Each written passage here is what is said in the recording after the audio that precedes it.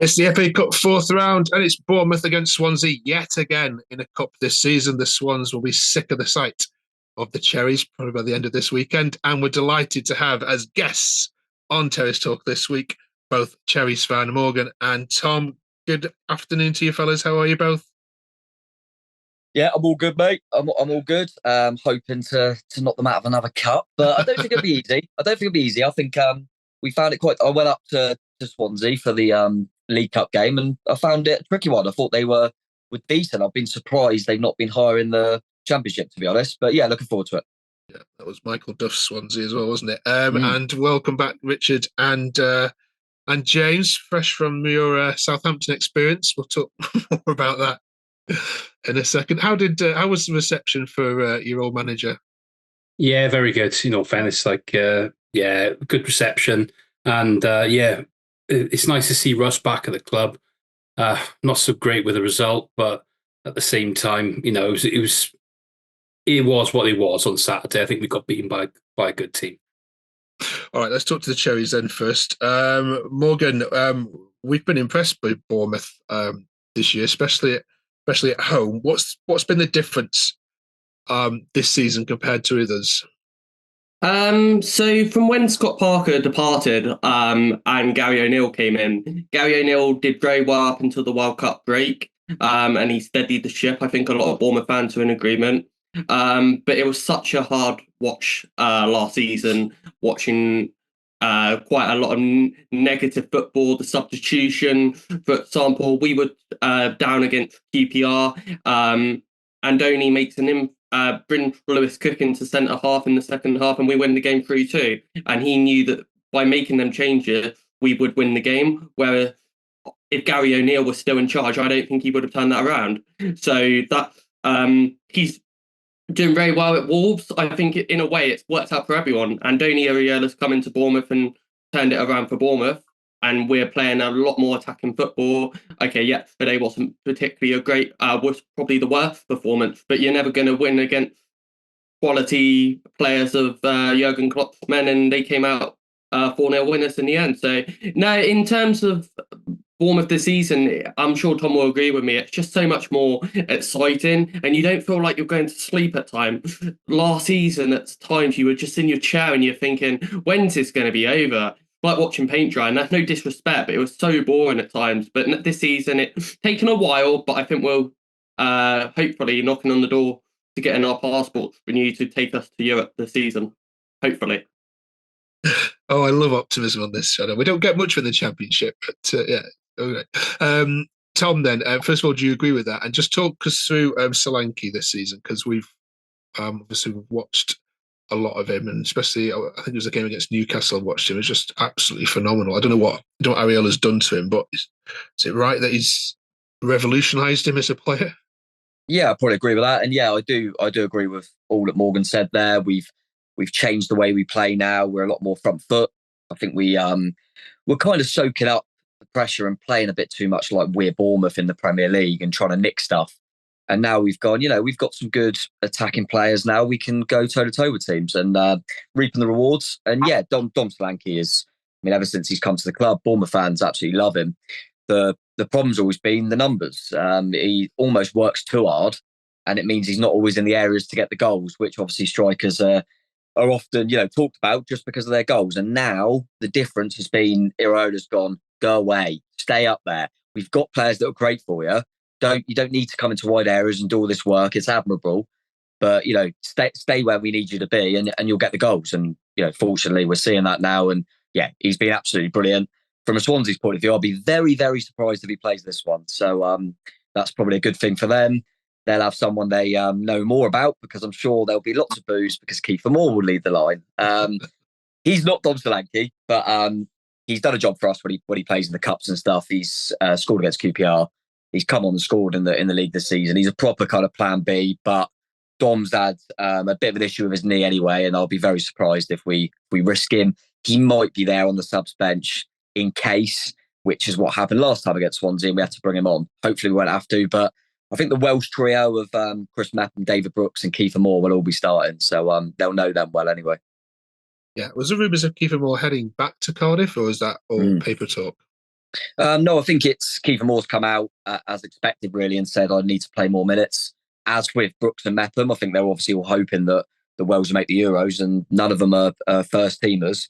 But I think Bournemouth have kind of remained the same, that if there's no viable option to bring someone in as Dom's understudy, we're not going to let Kiefer go, because if anything were to happen to Dom, then we haven't got a like-for-like replacement.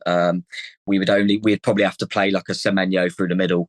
So at the moment, Kiefer's going to have to be that backup. But I know that, I think it was Cardiff, Sunderland, Leeds, a few teams are looking at him, because he's a good championship striker. We nearly let him go on the last day of the window in the summer, but it fell through trying to get Patson Daka from Leicester. So I think unless we have someone lined up to come in for Kiefer, then he'll probably be staying as that backup option, and I'm okay with that. Okay, all right. Let's cross across 2.5 miles or 2.5 hours across the country to Wales. James, what was your impressions of the performance against Southampton? Well, massive game of two halves, really. First half, very passive, almost gave Southampton far too much respect. And it looked like it was going to be another very long day, akin to Boxing Day. Whatever Williams said to them at half time, they came out fighting. You know, we had so many chances. At one point, I think we could have been 3-3. You know, Balassi has a header which is saved. Tino drags one wide. And Yates, for all his faults at the moment, could have been willing to take a whack off the post. He dives into the slot one moment, the game changes. But yeah, it was encouraging. Like I said, you know, the second half completely different. We did try to come out and attack them. And even though it was a 3-1 loss, yeah, I feel slightly more optimistic after watching the second half performance. Richard, does he go full strength for this game then against Bournemouth on a Thursday? It's Thursday night. What is that about? Yeah, it's a strange one, really, Thursday night. We're not really used to that in the FA Cup. But we haven't got a game till Tuesday. We're playing Leicester away. So, again, that's a bit of a, like you see with the Southampton game, it's a bit of a free hit, I guess, really. We're not expected to get anything from Leicester. So, possibly you would have more first teamers playing, but I think it will be more or less some of the fringe guys coming in, like the Ollie Cooper to the world. You would probably have, a couple of other guys as well. Jamal Lowe's on loan. I'm not sure if he's available to play, but he took a knock on the weekend as well, so he won't be there. So it'd be an interesting team. It'll be a strong team. They want to get something from the game just to build momentum a little bit. You know, the defeat last weekend was a bit of a setback, but we did play well in patches, like James is saying, but it wasn't good enough really for me at all. I thought the first half was terrible. You know, they didn't seem up for it at all, and you can't start games like that. You come into the second half all very well, play pretty football, the game was gone. So I was slightly annoyed with that one, I got to say. And I'm hoping for a better showing now against Bournemouth. But it's going to be such a tough match, as we've seen when they came down here. Is the difference being, like, you can bring players on off the bench, you know, to make difference in the game out wide with pace. And that's the thing we're missing in our team. We're playing wing backs as wingers. They're pushing forward, so they're getting caught out the back then. That's what half the goals were about in the first game, in the first half against Southampton. So I think this week now, we need to learn from some of the mistakes. But transfer wins is another story. We'll go on to that later, I'm sure. But yeah, in a rage today. Oh, January. James, what did you make of Bournemouth when you were there early in the season for the Carabao Cup? Very good, to be honest. Again, I was quite shocked when we took the lead against them. I'd seen a little bit of Andoni Iraola in the Spanish league, and I think a lot of people described his style as like organised chaos.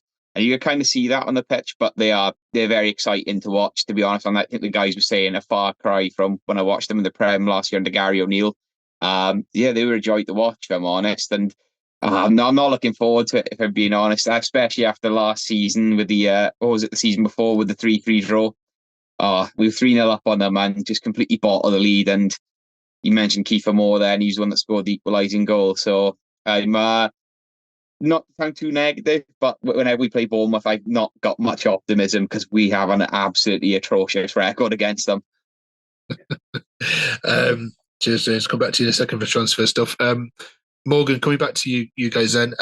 FA Cup represents a chance for silverware for most clubs. How important is it, do you see, for Bournemouth season, given that you aren't looking anywhere near like relegation candidates, unlike my own team?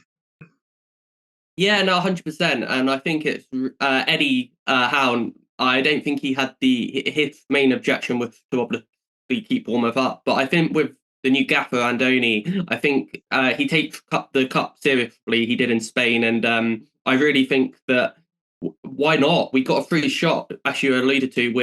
We're doing all right in the table. I do think we'll make a few changes. Maybe Solanke, Christie, and maybe Sabani. Because I think they're so key. If they get injured, I'm quite concerned, and it could change very, very quickly down a little bit further down the table than we want to be. So I do think them three players will hopefully not start, but we can strengthen the game, and I think that Andoni will want to take us as far as he can, because I think the best we ever got was the quarters, I want to say. I don't think we've done particularly well in the cup. So yeah, that'd be really interesting to see how well we progress. But I don't think it's going to be an easy ride as well. I think that we saw earlier in the season in August that you guys went up. Swansea went 1-0 up in the first 9 minutes, and then we had to take it back and win it 3-2. So I think it is important for the player to remember that it's an FA Cup tie, and every team wants to win it and do the best that they can. So it's really important that Bournemouth don't go into it thinking it's going to be an easy ride, because it could be an upset. Cheers, Morgan. And Tom, finally, for all the Swans fans watching this, how do they beat you? Because against QPR, you went 2-0 down, I think, wasn't it? And you came back to win that. So you have your weaknesses. If you were the Swans manager, how'd you beat Bournemouth at home? Yeah, no, you're right. I think Swansea went ahead against us in the League Cup. QPR were 2-0 up. We struggled for a half against Stoke in the Cup. So yeah, we haven't blown any of these Championship teams away. As some of the guys mentioned, we've fortunately, and we're in a nice position where we've always got some good weapons on the subs bench if we need it. I think Swans, as I say, I was really impressed with Swansea. I know they've changed a lot since then. I think you got to try and frustrate us, and like we play in any Premier League team, really. If you're a Championship side, sit a little bit lower. It's not going to be the prettiest, but you can't go toe to toe with that, the opposition higher. So I think, frustrate us a little bit, be nasty, and get around the place, and then set pieces, things like that are always key. A few balls in the box could cause us problems, and as I say, we will be rotating. We've got a few injuries in defence, so as Morgan said, we'll probably want to rest Sabani, but Kirkes, our left back's out. Max Aaron's pulled his hamstring at the weekend, and Adam Smith's already out at right back. So we've got no fit fullback really. So we'd probably have to play James Hill, who's just come back on loan from Blackburn. We might have to play a youth player at left back potentially. So we're going to be. It'll only be Mepham really, probably, that will play in there. So they can hurt us from balls in the box and things like that. But I'd like to think we have a little bit too much going forward, which we've seen now, as I say, against QPR and Swansea earlier in the season, that we conceded 2 in both games and still found a way to win. Because they'll know full well about David Brooks, top player, can't get anywhere near our team, so he'll get a chance and he'll want to prove himself. I think sometimes when you bringing players in that aren't playing, they're going, well, this is my opportunity. And for people like Brooksy, it's a big chance for him. Phil Billings not playing, so he'll get an opportunity. So we've got a good squad now. So hopefully we'll have a little bit too much. But as Morgan said, it's not. I'm not expecting an easy game. I've never really seen an easy one against Swansea. But equally, as mentioned, we have always seemed to have a decent record, and it was alluded to there. But the 3-0 down at their place and to come back was massive in our promotion. So. Yeah, and I think the fact we got a few Welshmen, they always seem to want to do well against Swansea, especially with Kiefer being a Cardiff side of that. So, expect a tight game, but I think we'll probably have a little bit too much, I'm hoping. Cool. I know if our Stoke fan were here, he'd be cursing you too, because he puts Stoke's down turn of events deputy recalling the goalkeeper mid-season. So, and we've just sat him on the bench ever since. Yeah, and you've not done anything with him yet. Oh no, I do feel sorry for him, but I would feel more sorry. I would feel more sorry for Swansea if they'd done something against Southampton at the weekend, but losing that annoyed me, so we'll beat them. Right. Cheers, fellas. Okay. And then last view from the Swansea. I keep an eye on what business the Swans are doing because there's all kind of talk about, the need of players, and we've highlighted it every week on here, the need for players. And where are they? Well, they need to move quickly, don't they? Let's be fair. They've got, 9 days to go? It's nothing really rumoured either. That's the thing. It's happening again, isn't it? It's going to happen again, isn't it? Jason Levine and Steve Kaplan forgot that there's a transfer window in January, and I think I got this horrible feeling that we're going to do it again. There's going to be nothing coming in. I think they have been looking at players. The talk from Luke Williams is there's things moving behind the scenes, but at the same time, we're not seeing nothing coming into fruition. So it's a tough one, really, because I guess Swansea have got really small budget compared to a lot of other teams, so you've got to kind of keep things under wraps. Maybe if there's 3 or 4 other teams in for players who become available, and I guess that's the same for some of the other clubs as well. So I think when we go into the conferences and we start questioning the manager about are you who are you looking at? Are we going to get any players in soon? And I can't tell you nothing. He's not going to tell you anyway because it's just not going to make any difference. But players need to be brought in for this game towards the end of the month. Now, we've got this hell of a run coming up, and it just make or break now, really, time of the season. I think the pattern that's starting to concern me is they keep talking about lessons learned. They keep saying we've been preparing for months, but we heard all this last year, and it literally led us to nowhere. We've missed out on Corey Blackett-Taylor now, who's only like 500k. He's going to Derby County. Pace, power, goals, assists, everything we needed, and he's going to a League One side. We're supposed to be in for Romain Mundle. That's probably not going to happen. I think Stoke are close to getting him as well. Again, pace, power, things that we're really crying out for. And these are guys that are only going to cost a couple of 100k. And the fact that we're not even like close to getting anything like that is really concerning me at the moment. And I think the biggest need for us, probably like we saw on the weekend, is we need an out-and-out goal scorer because we just don't have one at the moment.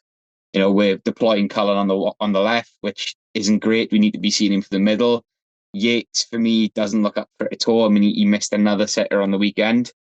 It is concerning. I think we need at least 3 in, but at the moment, I can't even see us getting 1 in because it's the patterns of what happened last year seem to be coming back up again. Really, what Tom said as well was having those kind of players to come off the bench. They've got Bournemouth, his big difference. He mentioned Billings and Brooks. We'd love to have Billings and Brooks within our squad. They would start. Let's be fair. Oh yeah. They would come in, have plenty. That's the difference with being sort of where we are now, sort of 15th-ish or whatever, and then being in the mix for the playoffs. So we need to get 3 or 4 really good players in if we're to mount any sort of charge towards the end of the season, I feel. Right, let's get some predictions then. Thank you both. Morgan, kick us off. Prediction for Bournemouth Swansea. I haven't really given it much thought, if I'm honest, because you're meant to go one game at a time, and that was Liverpool yesterday. Didn't go very well. I'm gonna go 2-0 to Bournemouth. I just think we'll have that bit of quality too much for you, but I do think you'll give us a decent game. But I'm gonna go with what I think, and that's a 2-0 win for the Cherries. And then both of you. Well, James. I think I'm gonna go with 2-1 Swansea. I think the rubbish run against Bournemouth's got to end somewhere, and we're better than in the FA Cup. I know we've seen that they've gone behind in the Cups twice this season, so yeah, I'm gonna go 2-1 Swansea. I think it's going to be close. I think he's quite about right on that one. I think it'd be a goal either way in it, but it's a case of both sides will be playing players that don't usually play, so he wants it on the night, I suppose. So yeah, we got to be positive when we 2-1 Swansea. Okay. Listen, folks, it's going to be a good one. We'll catch it on TV on Thursday night. Thank you, everyone, for joining us. Enjoy it. Bournemouth Swansea, round 2. Thanks, folks. Thank you. Cheers.